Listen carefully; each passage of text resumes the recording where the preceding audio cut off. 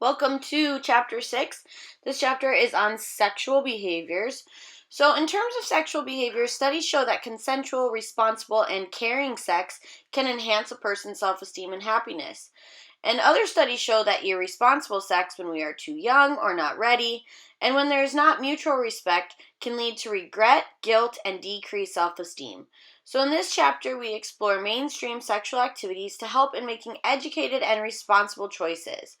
And this includes heterosexual and homosexual activities, although, like I've mentioned before, research is much more prevalent in heterosexual activity. And so some of the things that this chapter will focus on in terms of sexual behavior, of course, include sexual intercourse, but also kissing, fantasy, masturbation, anal sex, oral sex, etc. And many of the activities that used to be considered immoral or illegal and even unhealthful are now actually recommended by health professionals. So let's start by looking at some of the historical perspectives. Attitudes about sexual behavior have changed rapidly over the years. And to exemplify that, in 1904, Dr. William Walling wrote Sexology. And in the book Sexology, he said that masturbation would lead to sickness, physical wasting away, and even death. So here's an excerpt from his book. Signs of the masturbator are the downcast, averted glance, and dispositional solitude. Prominent characteristics are loss of memory and intelligence, morose disposition, indifference to legitimate pleasures and sports, and stupid stolidity. The masturbator gradually loses his moral faculties, becomes listless, incapable of all intellectual exertion. He is taken by surprise if required simply to reply to a child's question. So as we'll learn today, the attitudes from doctors on masturbation have done a complete 180, as have some of the other attitudes on other sexual activities. Before we begin discussing the sexual behaviors, it's important to determine your sexual comfort zone, which includes your reactions to sexual issues, discussions, and behaviors. And so in 1988, the Sexual Opinion Survey was developed, and it actually places people on a continuum in terms of their sexual comfort zone. So, for example, the Sexual Opinion Survey would ask questions like, on a scale of 1 to 7, do you agree or disagree with this statement? Sexually explicit movies are arousing to me. And so at the ends of the continuum, we have erotophobic and erotophilic. And so erotophobia is an attitude toward sexuality in which individuals are generally uncomfortable with sexual topics. They respond negatively and uncomfortably to sexual issues and tend to avoid sexual information and activities. People that are erotophobic have been found to be less likely to use protection or get tested for STIs. And so some of the reasons people develop erotophobia are factors like strict parental attitudes about sex play in childhood, certain religious training, conservative family sexual attitudes, or guilt about masturbation in adolescence.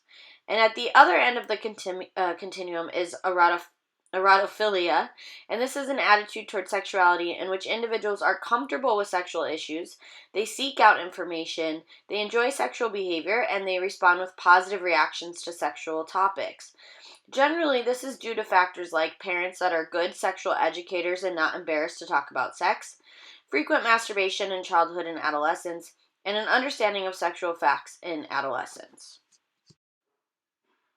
In 2002, the Sexual Inhibition and Sexual Excitation Scales were developed to measure sexual response patterns. And this helps us understand the underlying causes of these sexual opinion survey scores. It's based on the evolutionary idea that we have been programmed to reduce threat and increase reproduction. If a threat is present, then we will become sexually inhibited. An example of a threat could be if I think others can hear me having sex, then I become less aroused. Due to this study, researchers found that women tend to be more sexually inhibited than men are. So the first sexual behavior we're going to talk about today is sexual fantasy. And fantasizing about sex is actually the most common of all sexual activities. One study found that college males fantasize about sex 7 times per day, and females fantasize about sex on average 5 times per day.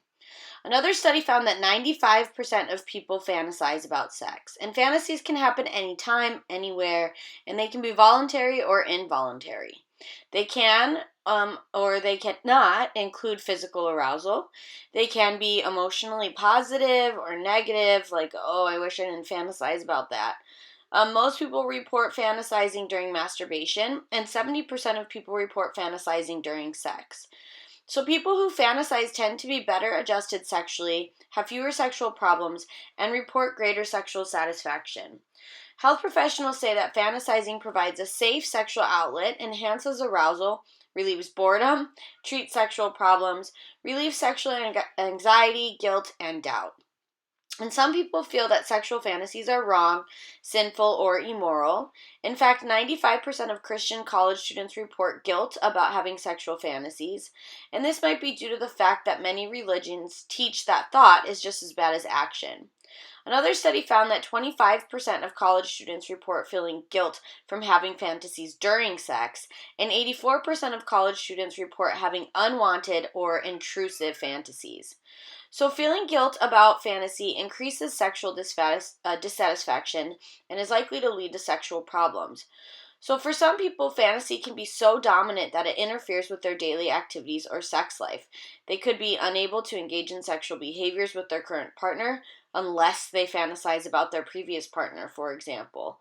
And due to those type of fantasies that are unwanted and can create problems, this can cause people to feel that their fantasies are wrong or immoral.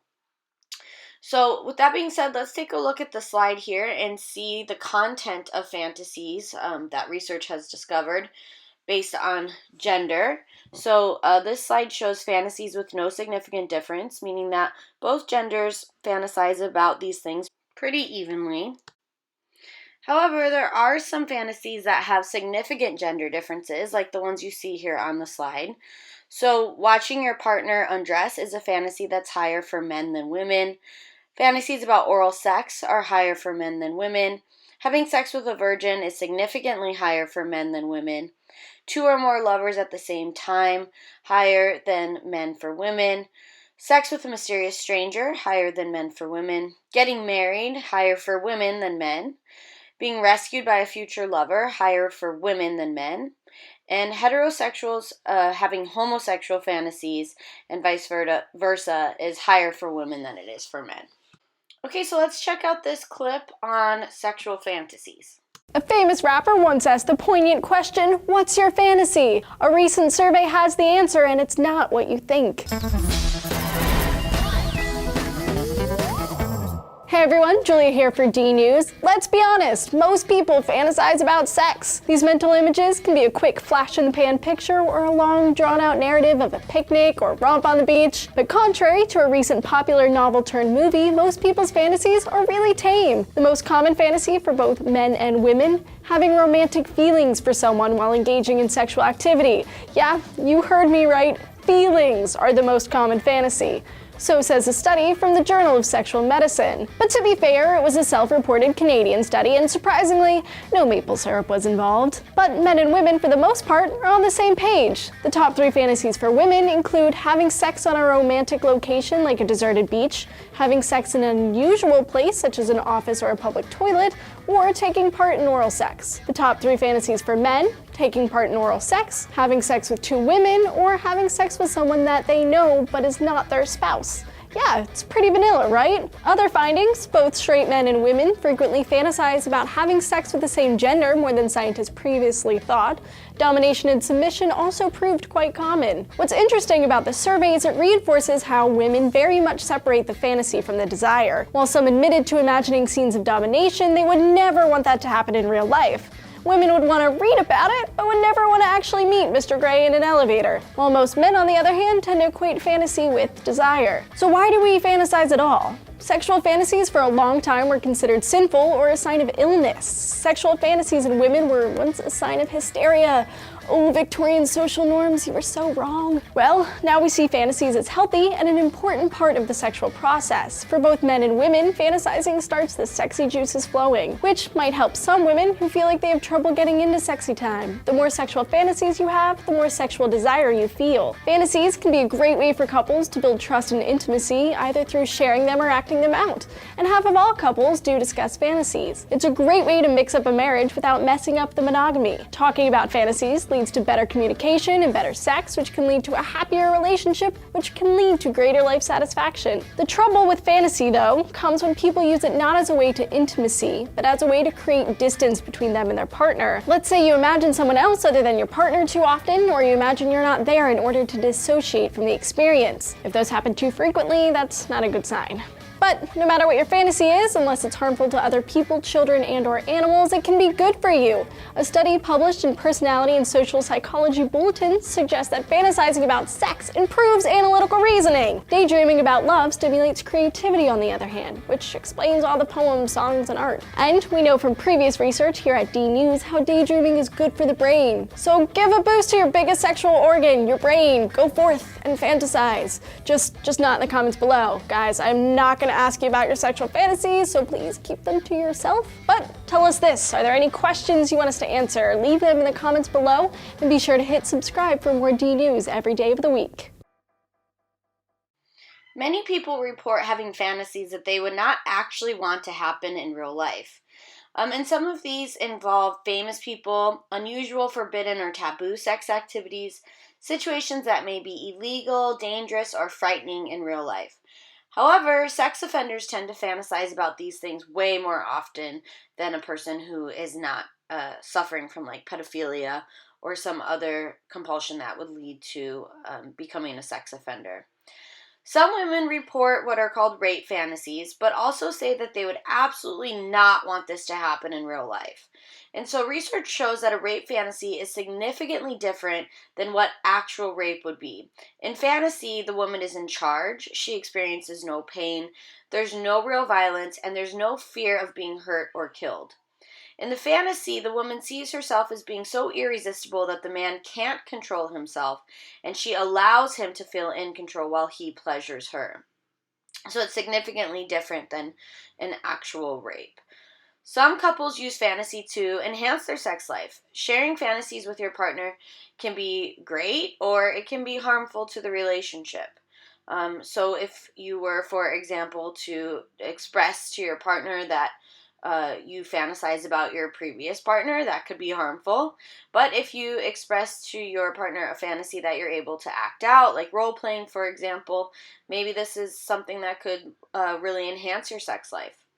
One common problem is boredom or loss of sexual desire in relationships, and so experts say that experimenting with each other's fantasies can be kind of a safe way to easily rekindle a sex life.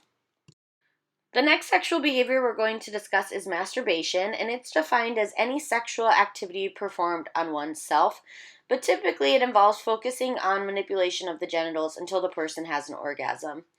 People still consider it to be one of the most embarrassing of all sexual activities, and experts believe that most people masturbate, but exactly how many masturbate vary from study to study. Because so many people are embarrassed about it, we don't think that we're necessarily getting very accurate results when we ask people about their masturbation habits in studies. However, recent data shows that 75 to 84% of males report masturbating, and 45 to 72% of females report masturbating. So historically, myths about masturbation include that it causes hairy palms, genital cancer, blindness, insanity, sterility, impotence, asthma, change to penis size, loss of sexual enjoyment, and even instant death. In 1888, Kellogg's claimed that eating cornflakes would prevent people from masturbating. And in 1972, the American Medical Association declared masturbation a normal sexual behavior. And most people do feel that it's normal, but still report guilt. In fact, 14 to 47% of people fall in this category, feeling that it's normal, but report guilt for doing it. In 2003, Doonesbury, the cartoon, referenced research showing that masturbation can help prevent prostate cancer, and this cartoon was pulled from the newspaper and called too offensive and in poor taste. In 1994, the Surgeon General was asked if she would consider teaching masturbation as a way to avoid risky sexual behavior, and she said yes, but due to the backlash, she actually ended up being removed from her position. In 1999, the Catholic Church said while masturbation is wrong, it is not a moral sin. And recently, health experts have stated that masturbation is not harmful and actually has many benefits, such as sexual self-discovery, release of tension and frustration, enhancement of sexual interactions with partner, orgasm, relief from depression and stress, relief from menstrual pain. It's a form of safe sex. It can act as a compensation for disparity in couples' levels of sexual desire. Resolution of problems like orgasm, erectile dysfunction, and desire can all be linked to masturbation. Okay, let's check out this clip on the history of masturbation. If my 12 years old me knew that I would one day do a video on the subject of masturbation, he would be very embarrassed, but out of curiosity, why not? From the earliest records, male masturbation was an important image in the ancient Egypt.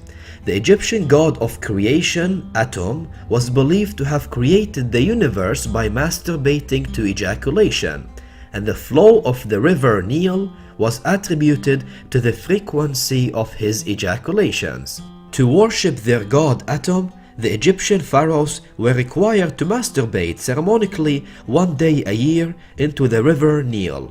The origin of the word masturbation comes from the Latin word masturbare, which means rape with the hand. Little is noted in the sources for ancient Roman sexuality, since the Romans considered masturbation to be an inferior form of sexual release, done mostly by their slaves, because they thought that as long as you are wealthy and attractive, there is no need to masturbate alone. Instead, you let the opposite sex to do it. Later on, many theories came about how dangerous it is to masturbate. These theories are unfortunately still largely accepted until this day, and they are largely based upon myth.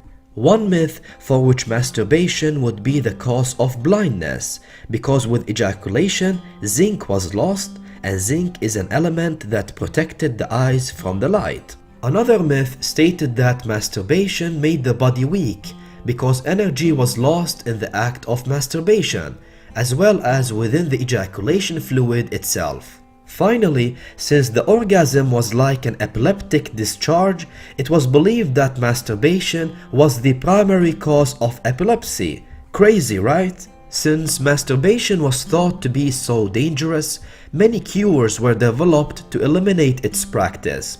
For example, men of the time were encouraged to wear straitjacket pajamas to discourage the handling of the penis. Alright, for lecture activity 1, I would like for you to tell me any incorrect information or myths that you heard about over the course of your life regarding masturbation.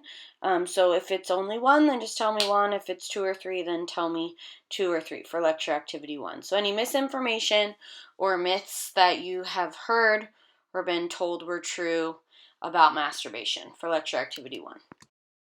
And so obviously the misconceptions about masturbation from that video clip and what we have mentioned before in this lecture were pretty outlandish, but there are still some common misconceptions about masturbation in intimate relationships. So one is that masturbation is a substitute for sex, which is not true. Masturbation is a sign that the person is sexually unsatisfied with their partner, also not true. People masturbate only when they don't have a partner, not true. And people who masturbate are sexually deprived, also not true. What we do know is that masturbation is usually part of a healthy sex life, regardless of relationship status. And research shows that people who masturbate continue to masturbate when they are in a relationship. And people that have frequent sex tend to masturbate more. People who masturbate tend to be more physically and emotionally satisfied with their sex life. However, if you don't masturbate, that is perfectly okay as well. So some techniques to masturbation include privacy. It's important to be comfortable where you are and know that you will not be interrupted. Time. Allow plenty of time so you don't feel rushed. Sexual self-awareness, gently touching different parts of your anatomy to familiarize yourself. Many people use a mirror to assist in this. Arousal, as you discover your anatomy, you may become aroused, which would follow the same response patterns that occur with a partner. Some techniques of stimulation. Each individual must find their own techniques, but usually people are pretty similar in their techniques. Some of the common positions, most common is lying face up, also sitting in a chair, on the edge of the bed, standing up, kneeling, masturbating in the shower or bath, lying face down, and rubbing against the bed or some other object. So touch for men tends to be with the whole hand or thumb and a couple fingers, stroking the shaft and glands of the penis, increasing the speed and pressure. Some men may choose to also stimulate their nipples, testicles, or anus. And the touch for women generally includes rubbing the labia and clitoris.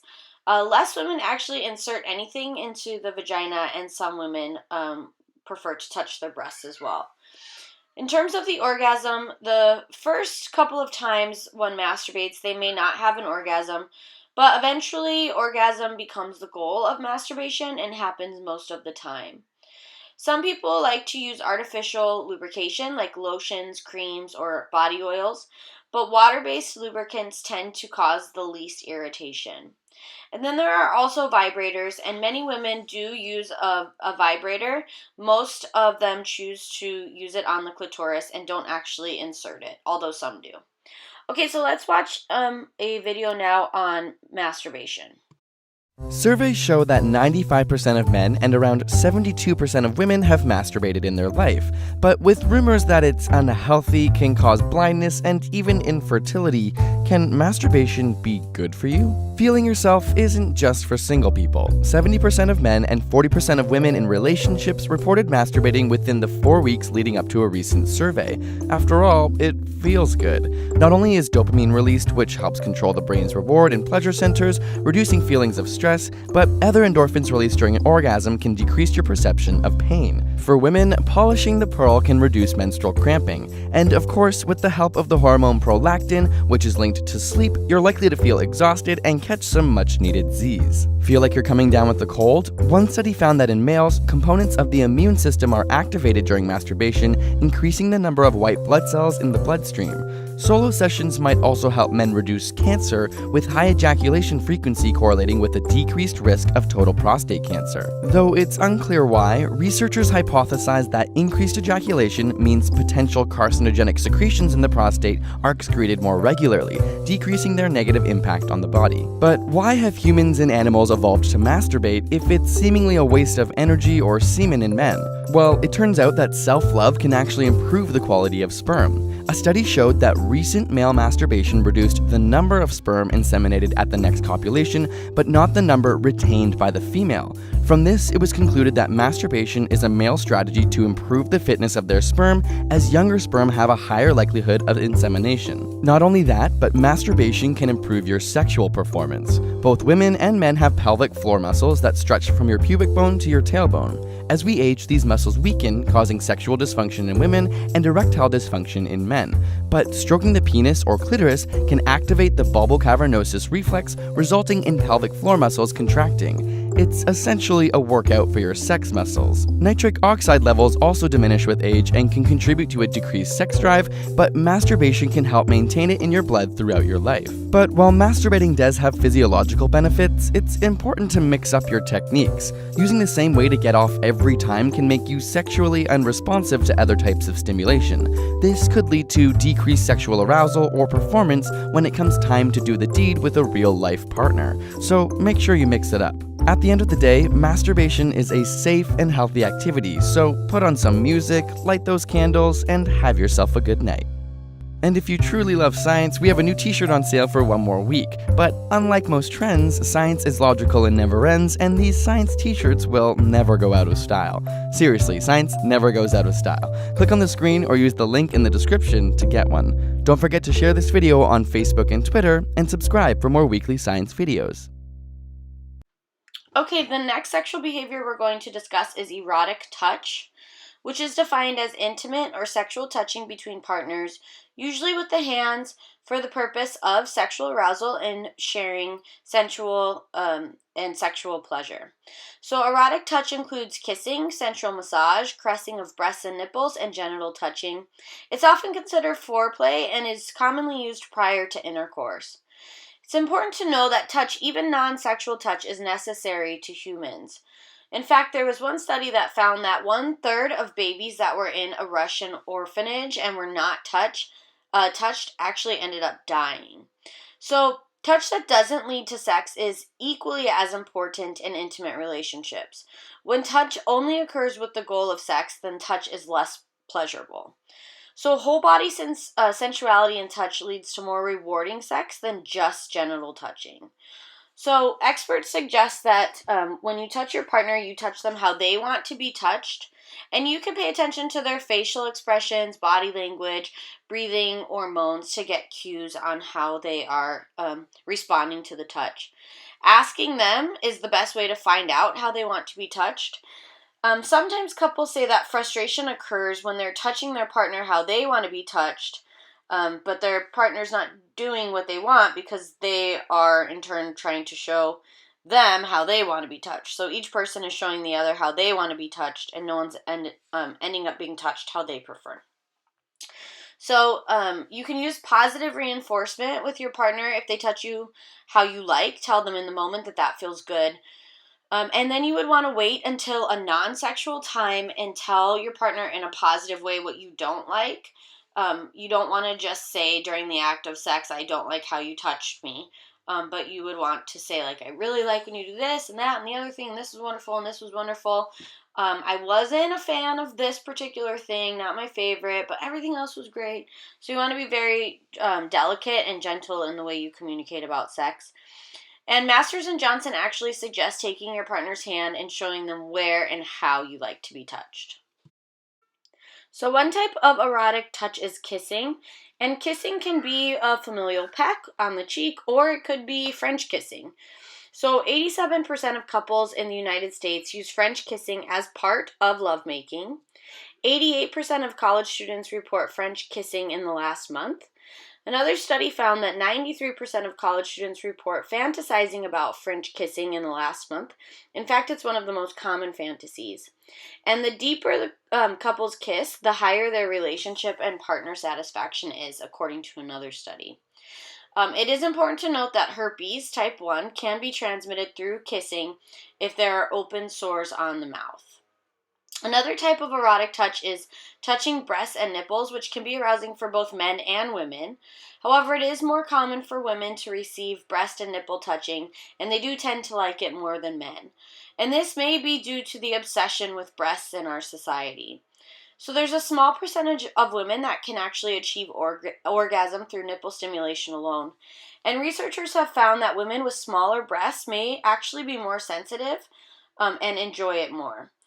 So the way that people like their breasts and nipples to be touched actually varies greatly. Some people prefer gentle stroking, some prefer firm stroking, some people like sucking, licking, pinching. It just depends on the individual. And then the next type of erotic touch is genital touching. So mutual masturbation is when partners touch each other's genitals. Often this ends in orgasm, and it's reported that it's enjoyed as a sexually intimate and satisfying activity. So some people engage in mutual masturbation instead of sex, and they might do this for religious or moral reasons, to reduce the risk of STIs or pregnancy, or a desire to wait to have intercourse until later, like when they are married or in an exclusive relationship, for example. So 56% of men and 32% of women between the ages of 18 and 49 report experiencing this to orgasm. But everyone is different in how they prefer genital touching, so it's good to ask your partner what they like and don't like. Men and women usually prefer slow touching at first that increases in pressure and speed. And men usually like to have their erect penis encircled by the partner's hand, then stroked up and down. Some contact with the glands is common, but the tip of the penis can be too sensitive for direct contact in some men. And other men like to have their scrotum, testicles, and or anus stroked simultaneously. Women usually like their labia and clitoris gently stimulated. Some women find direct stimulation of the clitoris uncomfortable or painful. Many women enjoy the outer part of the vagina or the anus being stimulated, and research shows that most women actually do not prefer deep insertion of the fingers into the vagina. Okay, check out this video now on the science of kissing. On Valentine's Day 2013, a Thai couple broke the world record for longest kiss when they sucked face for over 58 hours. 58 hours! How? You could drive across the entire United States in less time. These lovebirds couldn't even sit down that whole time and had to pee while kissing, the logistics of which I don't want to think about. Still, got me thinking, when the first two humans brushed lips, could they ever have imagined it would end with chapped lips and a cash prize? And where did kissing get its start anyway? The earliest reference to kissing is out of a Sanskrit text from India dating back to 1500 BC. Now that doesn't mean that folks weren't snogging before then, that's just the first record we have. Some believe that Alexander the Great's army spread kissing from India to the Middle East. From there, it caught on in ancient Greece and Rome, perhaps more as a display of deference than romance. Slaves kissed the hands of their masters as a sign of submission. Men of standing kissed each other on the cheek in greeting. And even today it's important to note that there are lots of different types of and reasons for kissing, from ritual to friendship to comfort to passion, to a Guinness Book title apparently. By the Middle Ages, people all over Europe were swapping spit, and by the 19th century we actually gave the study of kissing the decidedly unsexy title of philematology. Arrgh. So, why do we kiss? Well, there are two theories about its origins. One maintains that it's instinctual, the other believes that it's a learned behavior. Folks in the instinctual camp point out that bonobos and some other animals seem to display kissing-type behavior as an expression of comfort, affection, and bonding. But critics of this theory like to point out that 10% of human cultures don't even kiss, or at least haven't until fairly recently. Various tribes in Africa and some Australian Aborigines and Tahitians are among groups that don't seem to kiss. They probably just think that we're super weird. So some believe kissing is a learned behavior that evolved from regurgitation. Oh yeah, hot stuff. No, I do not mean barfing. I mean mothers chewing solid food and feeding it to their babies, mouth to mouth, like birds, wolves, and lots of other animals do. This type of feeding not only helped pre-digest food, but also established bonding and intimacy, and it isn't really a stretch to picture it shifting to kisses as a sign of affection. From there, presumably, people just realized that sucking face felt like all good and tingly, which is a compelling reason to do a lot of things. Our lips and tongues are jam-packed with sensitive nerve endings that light up our brain's pleasure receptors like a Coney Island roller coaster. If it's a really good, passionate kiss, our cheeks flush as blood vessels expand, our pupils dilate, we get all dreamy-eyed, and our heart rates increase, pumping more oxygen to the brain. Suddenly, we're riding a wave of feel-good hormones like dopamine, serotonin, oxytocin, and adrenaline. That is the chemical cocktail that makes you feel like a family of bees just moved into your belly. Interesting! A male's testosterone can pass into a female's mouth from kissing, making her more receptive to sex, baby making, and the passing along of genes, which is, of course, evolution's ultimate goal. And smooching doesn't just feel good to most people, it's also good for you in several different ways. It burns calories, of course, reduces stress, and it might just help you select the right kind of mate. Getting all up in someone's grill gives you great access to a nose full of pheromones, those subtle chemical signals that allow us to sniff out optimal mates. And as we explained in a previous episode about sex appeal, people tend to be attracted to mates with different immune system makeup than their own, and swapping spit is a great way to get a snoot full of pheromones to see if your potential mate is a good fit. All that history and biology aside, kissing is probably one of those things that it's best not to really overthink. Personally, I'd rather just remember that nervous, sweaty magic of my first kiss than picture a mouthful of pre-chewed meat coming at me. Thanks for watching this episode of SciShow. You can find us on Facebook, Twitter, or down in the comments below. And if you want to keep getting smarter with us here at SciShow, you can go to youtube.com/SciShow and subscribe.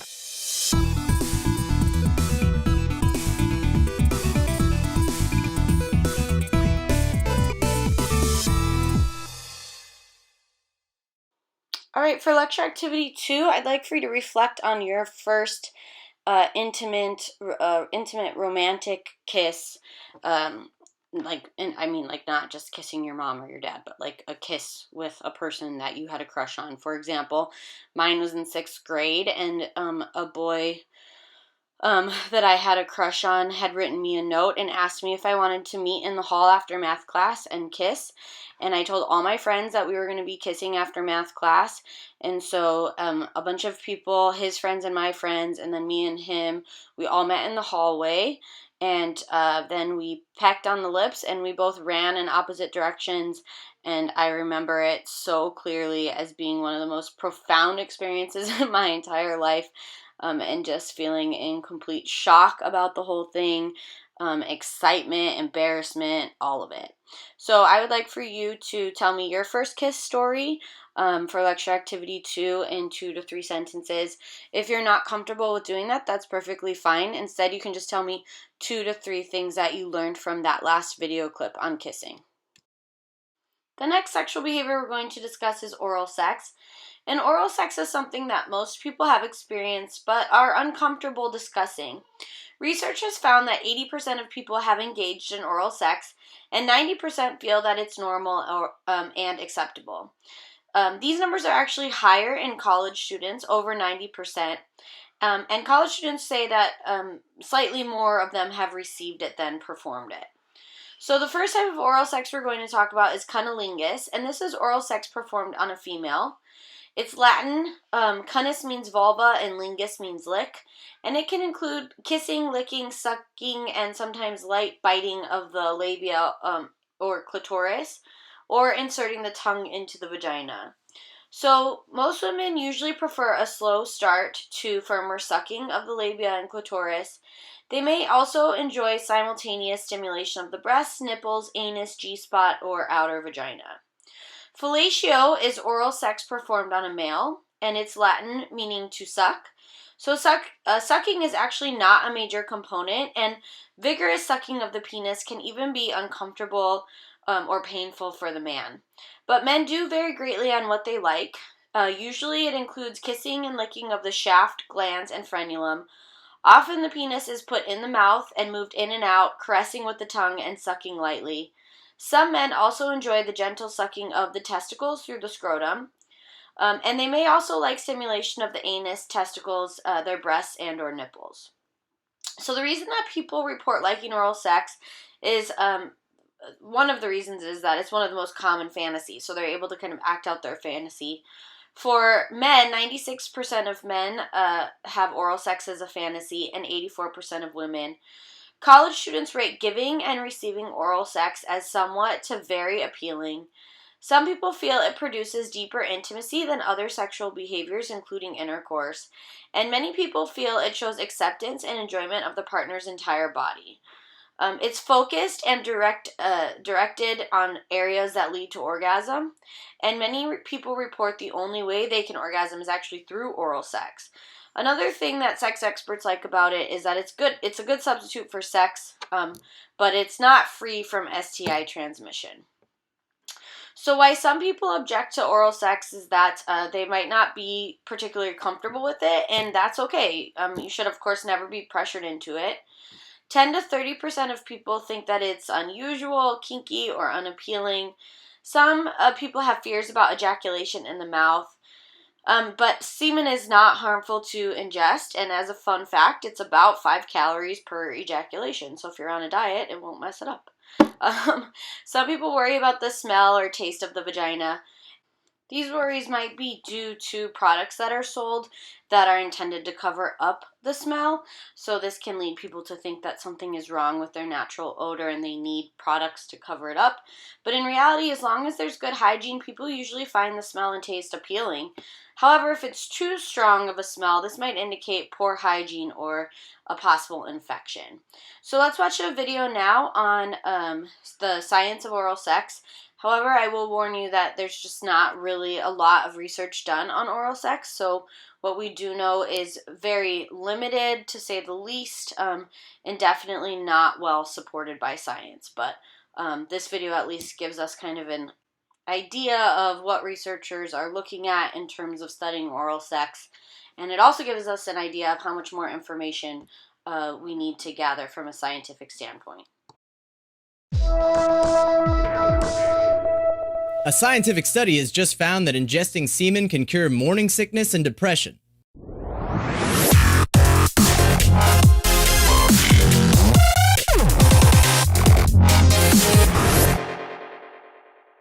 The word fellatio comes from the Latin fellatus, which means to suck, which has most likely been around as long as people have, and possibly longer. The female fruit bat licks the male's member during and before coitus to clean the penis, and also to extend the amount of time he spends in her bat cave.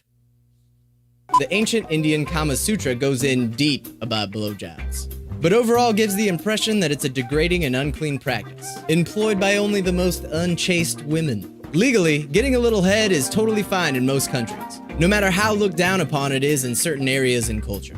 However, Malaysia's Penal Code, Section 377A states, the introduction of the penis into the anus or mouth of another person is considered a carnal intercourse against the order of nature and is punishable with imprisonment of 20 years and a whipping. Semen, the byproduct of both blowjobs and naval basic training, has been heralded as being everything from good for your skin, a cure for morning sickness, and even a cure for cancer. A closer look at any of these articles will show you that no major research has been cited and most of them are just bullshit. In fact, science hasn't done much research in this field at all. However, scientists in Japan did put a camera inside a big old transparent dong to see a first-person view of what your penis sees during a blowjob. Yeah. Just get in there. Yeah. Now, a real study posted 10 years ago found that ingesting semen via oral sex is great for depression because of the many mood-altering chemicals inside the gooey substance, such as oxytocin, cortisol, estrone, and even serotonin, a drug found in many antidepressants today. The problem with this study is that it was done via survey, not through practical experiments. And sign me up if they ever do one. Am I right? Because you get a blowjob. And it was conducted with only a few hundred female undergrad students. This hasn't stopped the findings from being posted all over various reputable news sources as an attention grab over the years, though. I think it strengthens a negative female submissive stereotype. Praising this study is as bad as those old ads from the 50s. 9 out of 10 doctors agree that no other vacuum promotes a healthy back quite like the Hounsworth Burma Vac. Speaking of healthy, after you're done doing the dishes, why don't you come over here and blow me, sweetheart? It's good for you. If you have to use positive health effects to negotiate a blowy, you're f***ing up. Just be cool, baby! Alright, so the next sexual behavior we're going to talk about is anal stimulation. And anal stimulation involves manual stimulation as well as anal intercourse and analingus. So anal intercourse is a sexual position in which the penis is inserted through the partner's anus into the rectum. And analingus is oral stimulation of the anus. These are actually the least common of sexual behaviors discussed in this chapter. Research found that 1 to 26% of people report heterosexual anal intercourse in the last year. And 15 to 30% of heterosexuals report experience with anal intercourse over the course of their life. 20% of college students report experience with anal sex, and 50% have engaged in caressing of the anus. So another study found that 10 to 40% of gay men do not include anal sex in their sex behaviors. And this may be due to some of the concerns about HIV. There was kind of less risky anal sex behavior in the 80s and 90s because HIV was being discussed and was so prevalent. But risky anal behaviors actually began increasing in the 2000s.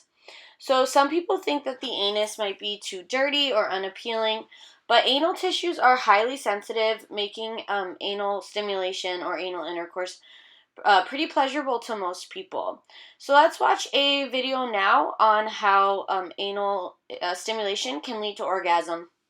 And just as a side note, research shows that anal stimulation does lead to orgasm, especially when it's combined with oral sex. But check out this video clip on anal stimulation.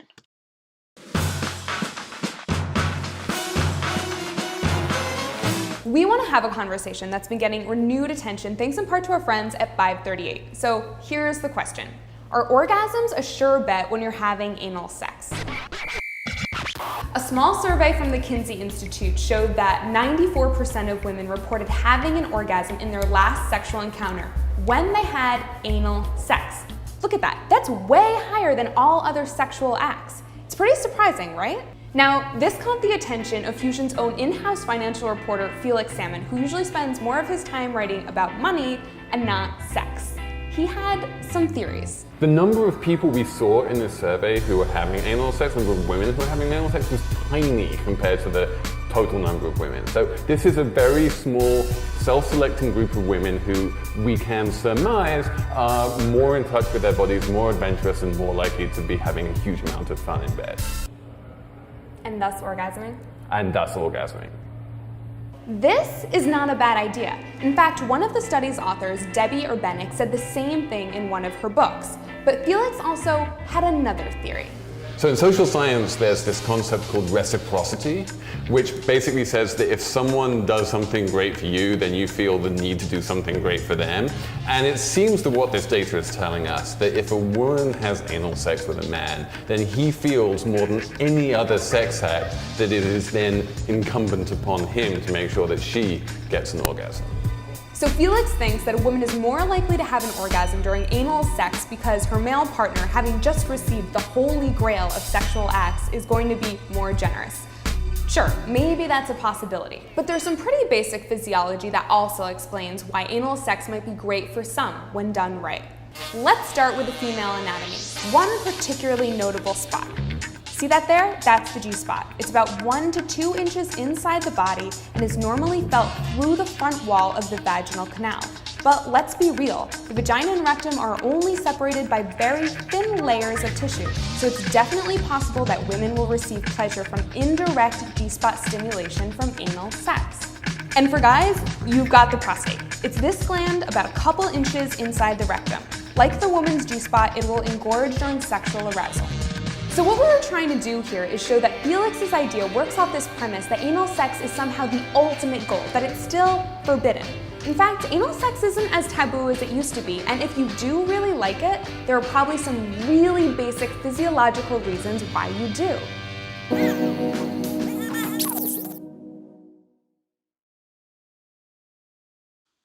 So it is important to note that anal stimulation does present some health risks. So unprotected anal intercourse is actually the highest risk sexual activity. It's possible to transmit almost all STIs, and one of the reasons for this is that rectal skin is thin and it tears easily. So anal intercourse does not naturally produce any type of lubrication, and semen is a blood agent and contains STIs. So if the man is infected, then the infection can go from the semen into any torn skin in the rectal cavity. So condoms can break due to the tightness of the rectum and due to that lack of lubrication we mentioned.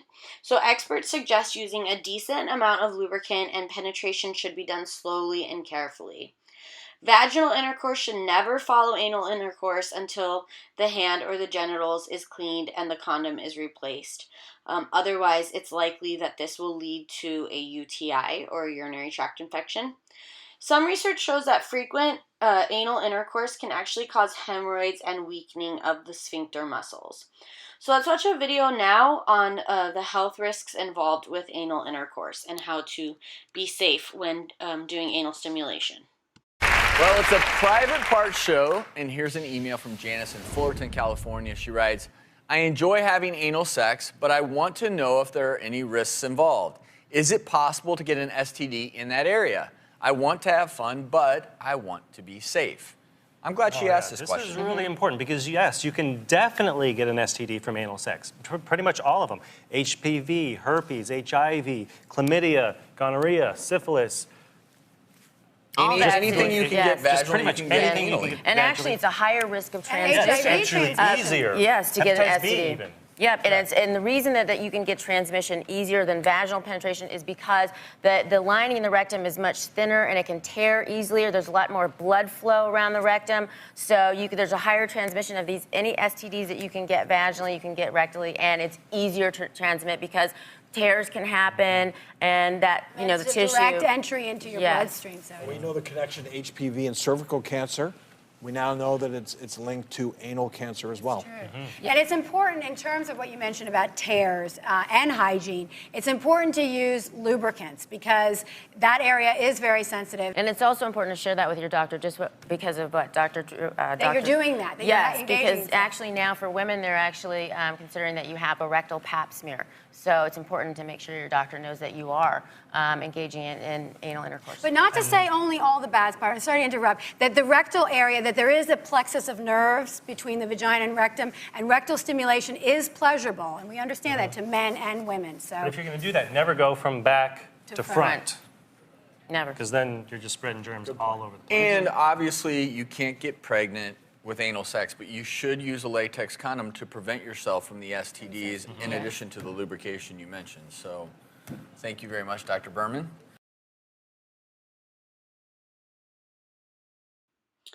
Okay, so the last sexual behavior we are going to discuss is coitus, and coitus is another term for sexual intercourse, which is penis and vagina intercourse. It's a heterosexual behavior. It's considered the most common, appealing, and acceptable sexual behavior around the world. Studies show that approximately 94% of people have engaged in sexual intercourse by age 24.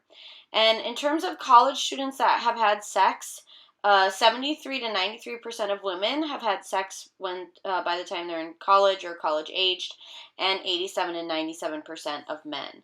So there are countless numbers of positions, but the following positions are the most common. So the first one is man on top, face-to-face position, or missionary. And this one is the most common. It's actually named after Christian missionaries that taught Polynesians the positions. Previously, the woman was on top before these missionaries came. And so the pros of this position is that it's easy insertion. It's easy to kiss and make eye contact. The woman can touch the man's body. There's a wide variation of leg positions for women, and the man feels dominant in this position. Some of the cons could be that it could be hard to touch the woman's body, particularly the clitoris. There's less control over ejaculation. It can be tiring for the man. It can put too much weight on the woman, or the woman may feel too submissive and not like that. Another position is the female superior position, and this is a position for heterosexual intercourse in which the woman is sitting on or crouching over the male. And so this is where the woman is on top and face to face. The woman is kneeling or squatting over the man, or she might lie down on him. So the pros of this position are that the woman may feel more control over penetration. This likely leads to a female orgasm. Partners are able to touch each other in this position, and it's easier to control ejaculation for the man, and it also allows the woman to feel dominant. And then in terms of cons, some men feel that this is too passive, and it can be difficult for a man to thrust, and so this can make it harder for a man to reach orgasm. The next position is side-by-side or side-by-side face-to-face, and this is where the legs are intertwined, and it can be difficult to insert the penis, so many people start in another position and then roll into this one. So the pros of this position is that you're not supporting each other's weight. It's physically easy. It's likely to lead to an extended sexual intercourse experience. There's shallower penetration, which might be less painful for some. Caressing is easy. It's easy to control ejaculation, and it's less sweaty. And then in terms of cons, it's hard to insert the penis. There's shallow penetration. As mentioned as a pro earlier, some people prefer a deeper penetration. It can be difficult to touch the clitoris from this position. There's a chance of the penis slipping out, and the arms underneath the body may fall asleep, which would be distracting. And then there is the rear entry position, and this is a position for heterosexual intercourse in which the penis is inserted into the vagina while the man is behind the woman. So they're lying down, sitting, kneeling. It's also known as doggy style. So the pros for this type of position is that there is a deep penetration. You can touch the breast and clitoris. You can reach back and touch the scrotum. Some report it produces different pleasure sensations in the body, and it's safe if a woman is pregnant. And then the cons are that it can be deep penetration. Again, some people like this, some people don't. It's difficult to kiss or maintain eye contact from this position, which can make it feel impersonal. Some people associate this position with anal intercourse or animals, and that might make them psychologically uncomfortable. So the frequency for coitus varies greatly between people. Generally, frequency is not consistent in a relationship as situations change. People have kids, they go on vacation, they get stressed out, there's fatigue, illness, etc. But Kinsey in the 1940s found that the average frequency of sex is 2.8 times a month. And this created a lot of worry in people. People were saying things like, oh, we have sex too much, we're freaks, or we don't do it enough, something is wrong with us. So recent studies specified age and found varying results of sex frequency based on that age. So you can look at the slide to see that the first one here is the percentage of men reporting, and then I will show you the percentage of women reporting coming up. But you shouldn't use statistics to determine the frequency of sex in your relationship. It doesn't matter if you have sex 5 times a day or once a year, as long as both people are happy with their sex life. So the duration of how long people have sex during an episode of coitus varies greatly between couples and instances and depends on the situation. Some people are perfectly happy with what are commonly referred to as quickies, and others want hours-long lovemaking sessions. So 70% of people report that their last sexual session, which includes foreplay, lasted 15 minutes to 1 hour. 20% of men and 15% of women say that it lasted more than an hour. 41% of people say the last session involved 3 or more different sex activities. 11 to 15% of people said that their last session was less than 15 minutes. But experts estimate that just coitus, so no foreplay, usually lasts between 3 and 13 minutes. So in terms of orgasm, 75% of women do not experience orgasm through coitus, and longer thrusting does not actually help. So when combined with 3 other sex activities, the rate of orgasm increased up to 92% for men and 72% of women. When combined with 6 acts, orgasm rates were 100%. So it seems like having multiple different sexual activities in one sexual session can increase the likelihood of orgasm. Okay, let's watch a video now on duration and how long science suggests people have sex for.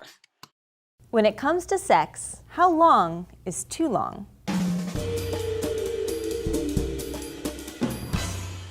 Hello everyone and welcome to D News. I'm Dr. Crystal Dilworth, here to discuss intravaginal ejaculatory latency time, otherwise known as the time it takes a heterosexual couple to have sex. So how long should you be having sex for, and are you normal? Well, in attempting to answer these questions, I discovered that normal has actually changed with societal expectations, and the average length of intercourse has varied over time. So it's not just biology that we're dealing with here. How long we think we should be having sex is an influence too. In the late 1940s, at the time of the famous Kinsey Report, 75% of males surveyed reported intercourse lasting approximately 2 minutes, a number that seems objectionably short to me personally and could warrant a premature ejaculation diagnosis in these modern times. For the record, the diagnosis of PE is heavily weighted towards self and partner-reported satisfaction, but 1 to 2 minutes is commonly considered to be premature. Researchers are finding that since the late 60s, the start of the feminist movement and sexual revolution, intercourse has been taking slightly longer. How long? Well, survey data from studies done at the University of New Brunswick show that duration of vaginal intercourse is now reported to fall within a range of 5 to 10 minutes, with durations in excess of 20 minutes being undesirable to most study participants. So that average sweet spot is really, as one scientist put it, approximately duration of one Marvin Gaye song. Sadly, sex research is notoriously penis-centric and historically heterocentric, so these averages only apply to the time it takes for male ejaculation with a female partner, and only the more recent studies investigate qualitative measures like sexual satisfaction. In a 2004 study, participants were asked to report how long they wanted sex to last as well as the actual duration of their intercourse. Female study participants indicated that they desired an average of 7 minutes longer than what was standard with their current partners. And men, well, they reported wanting another 11 minutes. The funny thing about this survey is that when asked about duration of foreplay, both men and women also reported desiring an average of 5 or 10 minutes longer, respectively. So take a look at your partner. Are they smiling? If not, it might be time for a conversation about sexual expectations and needs. Because ultimately, it doesn't matter what study group survey subjects think or what your friends, neighbors, or the professionals on your computer screens are doing. What matters is self and partner satisfaction. That's something to keep in mind as you check out this video where Julia asked the question, how much sex should you be having? Almost 46% of married men ages 18 to 24 report having sex 2 to 3 times a week, compared to single men their own age, 57% of which haven't had sex in the past year. So are you sexually normal? Please subscribe to D News and do not let us know the answer to that question in the comments down below. Thanks for watching. Okay, that is it for this chapter. Be sure to submit the lecture activities and complete all assignments associated with this chapter, and we will see you on the next one. Have a great day.